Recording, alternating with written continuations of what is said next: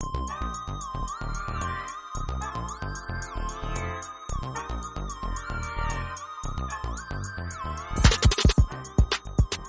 back to week 5, everybody. If you're new here, hi, welcome to This Cat Can Ball, the show where we feature one player who's largely been unknown due to either being drafted late, not drafted at all, or just been riding the bench for a long time. And they showed up this week, so we're giving them their moment in the spotlight. Now, week 5, let's talk about what's good, bad, and ugly. Well, I think the bad and the ugly can both be summarized with Jon Gruden this week, who has pretty much been excommunicated from the NFL.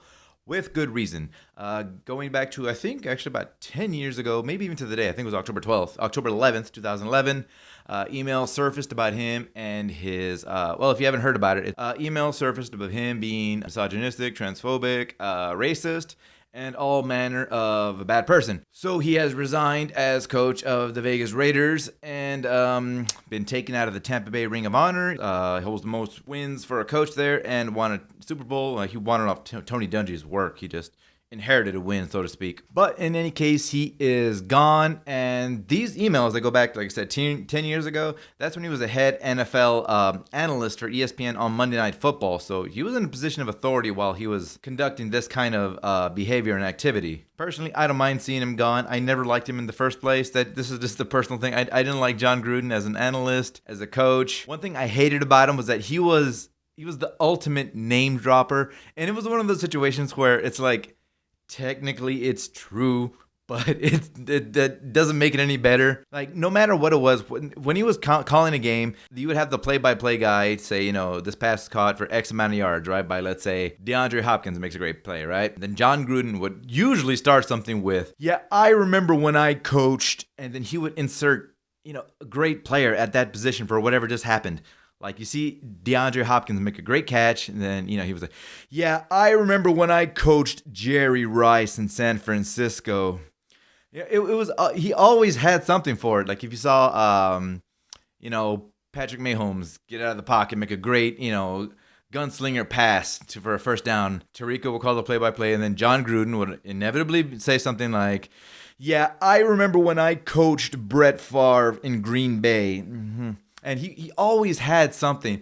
And like I said, it's not that it wasn't true. It's just like for me, in my history as a musician, I can say something to the effect of, yeah, I remember when I shared the stage with artists that have won multiple Grammys.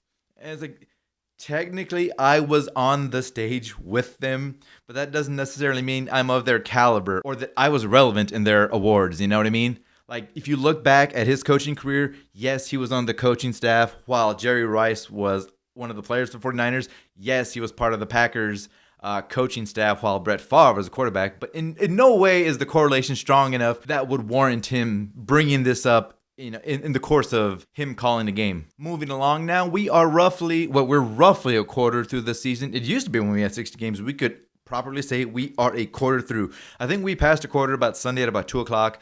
But in any case, you start to get a feel for who's a real contender and who's not. And we start to get a feel for the awards as far as MVP, Offensive Player of the Year, Defensive Player of the Year, Comeback Player, rookies, and what have you. I think Dak Prescott's going to pretty much run away with Comeback Player of the Year. Rightly so. And he could be in the running for MVP. Right now, it's looking like it might be Josh Allen. The latest I've read, he's number 1. I personally think it's Kyler Murray. I think he's doing just a bit more. He's just more of a complete player. Obviously, when you talk about MVP, yeah, you want to talk about the player that's most helpful to the team, right? But we're going to have to lean our opinions toward who gets into the Final Four, right? Conference champions. That's more than likely. Like, right now, you could look at, let's say, Cincinnati. They would be nothing without Joe Burrow. That guy is the valuable player of that team. He is the most V player on that Bengals team. By far. They're not going anywhere without him. He's not going to win the award for most valuable player. Bengals could make the playoffs. Maybe not. He is ridiculously important, but he's not going to win the MVP. It's more like most valuable postseason player. I don't know if that makes sense, but it really isn't how valuable you are to the team. It's about how valuable you are to a successful team. Obviously, the further you go in the season, the more primetime games you're going to get, right? That's when it's really going to show. So obviously, Kyler Murray, Josh Allen, Patrick Mahomes, of course, is in the running. And like I said, Dak Prescott, he deserves to be in the conversation for the MVP award as well. But let's get down to the award this week. As you saw in the thumbnail, it's a little bit of a wild card award because it's actually going to go to 2 separate cats. All right. Let's talk about great receiver duos of the past. There have been some amazing ones, right? We had Anquan Bolden and Larry Fitzgerald. Those guys were insane in Arizona. The greatest show on turf. Back when Cincinnati had CJ and TJ. Those guys were dominant. So many touchdowns, so many yards, so many receptions. Now, another thing, while we're on the topic of a passing game, talk a lot about rookie quarterbacks. There's one rookie quarterback I haven't talked about, and I think he deserves some mention. It's Davis Mills for the Texans. The Texans have pretty much been written off this year. I think they even just wrote themselves off since they didn't start Deshaun Watson at all. He's not going to play. He doesn't seem like he's going anywhere either. I don't think they're trading him. I think a lot of people thought Houston was just going to tank the season. They actually started out pretty decent with Tyrod Taylor. He got injured. Just more woes for the Texans. Davis Mills, rookie, 3rd rounder out of Stanford. I'm going to say Stanford. Correct me if I'm wrong. If I'm wrong, correct me in the comments. He comes in, and he's starting to do pretty decent, considering he doesn't have much to work with.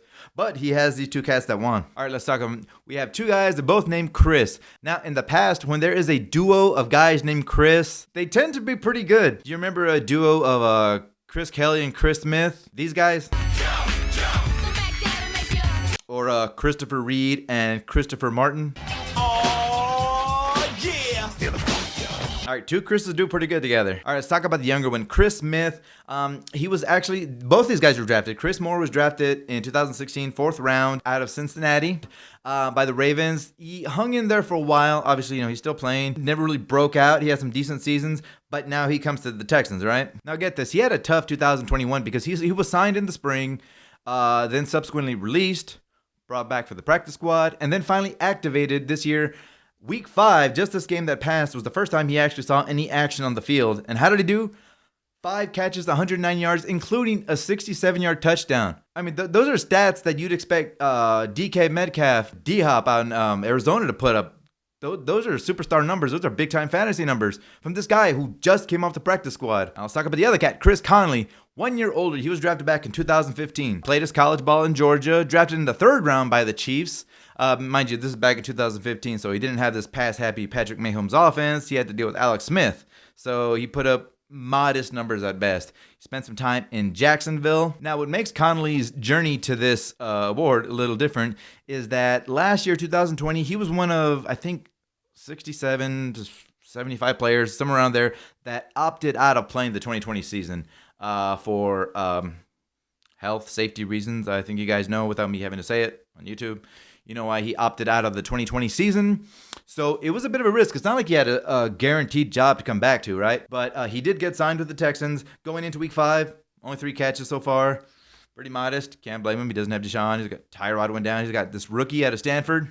Only 3 catches. But then he put up 3 more this week. 84 yards and another 37-yard touchdown. These are big plays. Between Conley and Moore, 67-yard touchdown, 37-yard touchdown, 2 plays, 100 yards and 2 touchdowns. Davis Mills himself put up 312 through the air. 2 guys, 8 catches, 193 yards and 2 touchdowns. Those are great fantasy options. I don't care who it is. I don't care if you have Devontae Adams and Stephon Diggs. If they combine for 8 catches, 193 yards and 2 touchdowns, you're sitting pretty with your fantasy team, especially when they have these big plays, 37-yard touchdown and a 67-yard touchdown. Some fantasy leagues give you extra points for those big splash plays. So being that these guys teamed up to put in a great effort, I couldn't pick one over the other since they both had some trials to go through to get here. They did so well together, I figured we're going to put them both on the same stage and give them both the award. You look at Chris Conley, and after his game, you can say, this cat can ball, man. On the flip side, we can look at Chris Moore, his game, and this cat can ball, man. So that's going to wrap up the show for this week, folks. Week 5 is in the books. I hope you enjoyed it. Please remember to like, subscribe, comment. That's the number one way I get better at this is with interaction. It's always good for the algorithm as well. I also do have my Patreon in the description, patreon.com/OMG_media. So once again, make sure to like, subscribe, hit the bell. I am Omar, and I will see you guys next week.